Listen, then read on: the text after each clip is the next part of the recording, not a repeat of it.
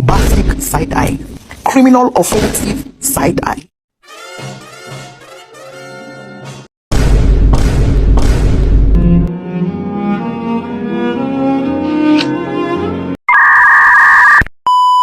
Halo teman-teman semua, perkenalkan nama saya Noel Christian Desolin Neborhu dengan NIM 125230038 dengan rekan saya Farel Hamka Haji Pratama dengan NIM 125230122.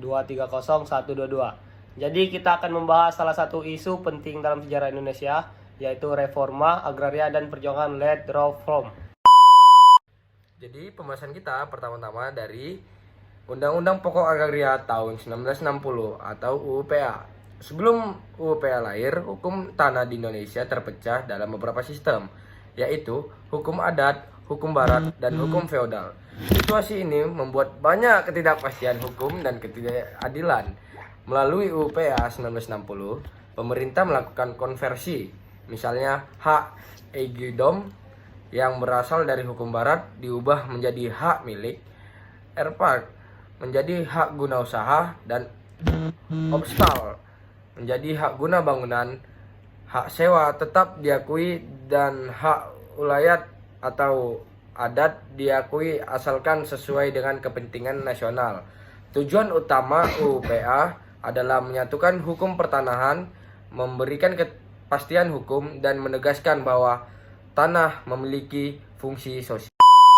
Lalu, apa itu reforma agraria? Reforma agraria berarti penataan ulang struktur kepemilikan, pengusahaan, dan pemanfaatan tanah. Program ini bukan sekedar membagi tanah, tetapi juga menyertakan langkah-langkah penunjangan, seperti penyuluhan, akses kredit, hingga pemasaran hasil pertanian. Lalu, belakangnya ada ketimpangan kepemilikan tanah dan konflik agraria yang berkepanjangan sejak masa kolonial.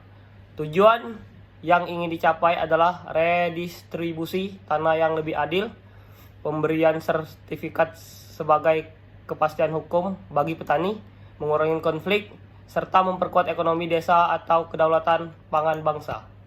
Sekarang, mari kita lihat contoh nyata perjuangan Land Reform di daerah Jember.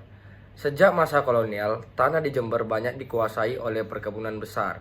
Masyarakat lokal yang dulu membuka lahan justru kehilangan akses dan hanya menjadi buruh di tanah sendiri. Kondisi ini memunculkan ketidakadilan sosial yang sangat nyata. Pada masa pendudukan Jepang, situasi berubah. Perkebunan kehilangan pemiliknya, dan masyarakat mulai berani mengelola tanah tanpa tuan kebun. Inilah awal dari partisipasi rakyat dalam penataan tanah. Setelah kemerdekaan, prakarsa menjadi kuat. Masyarakat perkebunan, organisasi tani, bahkan pemerintah sama-sama mendorong redistribusi tanah perkebunan Belanda yang ditinggalkan. Beberapa detik dulu. Namun, pelaksanaannya tidak berjalan mulus. Pada tahun 1960-an, ketika UUPA sudah berlaku, rakyat berharap Land Reform bisa segera diwujudkan.